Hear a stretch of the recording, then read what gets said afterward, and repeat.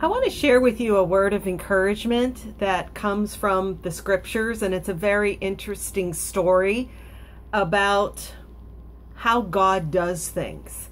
And a lot of the times we think that God does things the same way all of the time.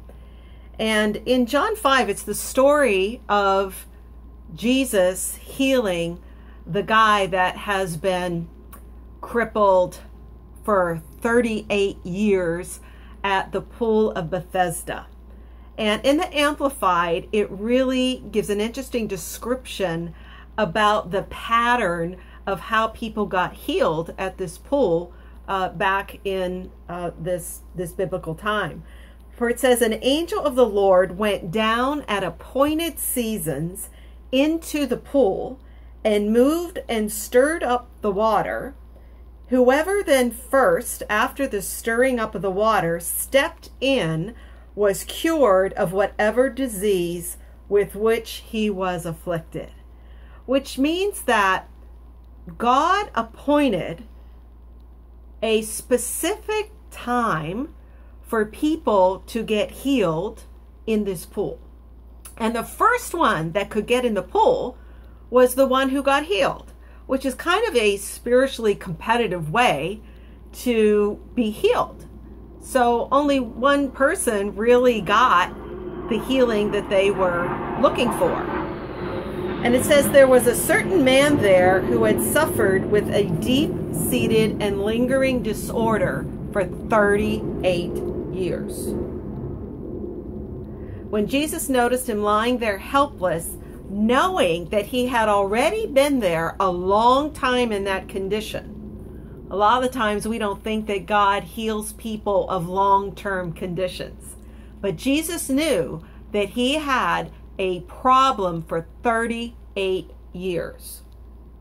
And he looked at him and he said, "Do you want to become well? Do you want to be healed?"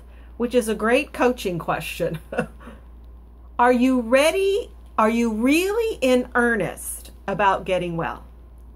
You know, it's so often in my coaching practice that people come to me and they express that they want to move forward with their life. They express that they want something, but they don't really want it. So Jesus is looking at him. He's been in this condition for 38 years, and he says, "Do you want to get well?"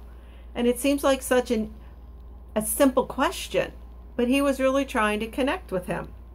And the invalid answered, "Sir, I have nobody when the water is moving to put me in the pool, but while I'm trying to come into it myself, somebody else steps down ahead of me."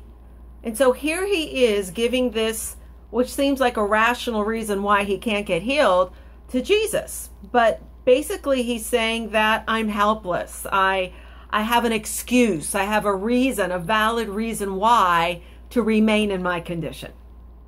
And so Jesus immediately says to him, "Get up, pick up your bed, your sleeping pad, and walk."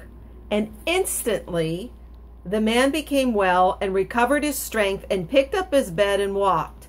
But that happened on the Sabbath. So then the bad guys came along and said, "You know, who is this that healed you? He can't heal on the Sabbath." And tried to put him back down and tell him that he didn't deserve to be healed.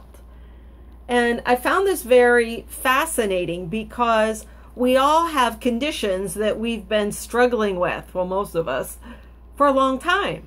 And we are not really anticipating healing because the way we have seen healing demonstrated is that the other guy gets to be healed. We can't get there because we can't get in the pool first. And he describes all these different people that are lying around the pool. And he says a great number of the sick folk, some blind, some crippled, and some paralyzed, shriveled up, waiting for the bubbling up of the water. And isn't that like so many of us? We have things in our lives that are where we feel blind, where we can't see our way. We feel crippled. In other words, we don't feel fully functioning in our ability to do something. And some of us are paralyzed, which means we feel completely shut down in a certain area of our lives. And we are just hoping that somewhere along the line, somebody's going to come rescue us and put us in the water when we see the bubbling up of the brook. But we don't see Jesus. And Jesus is saying to us, do you want to be made well? Do you want to be healed? And if so, Chickie, it's time to pick up your mat, get up, and walk. Which means that through a personal encounter with Christ, those places where we have not been whole for a long time, we can become whole. It's your appointed season to be made whole. And that's what the Second Blossoming program is about. And I have conducted this program for a long time as just from a coaching perspective.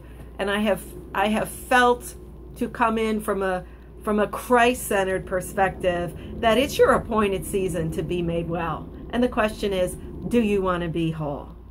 I want to invite you to my next Second Blossoming coaching session where we are going to invite in the presence of the Lord, the gift of discernment, the moving of the Holy Spirit for you to be made well in these areas where you have been blind, paralyzed, withered.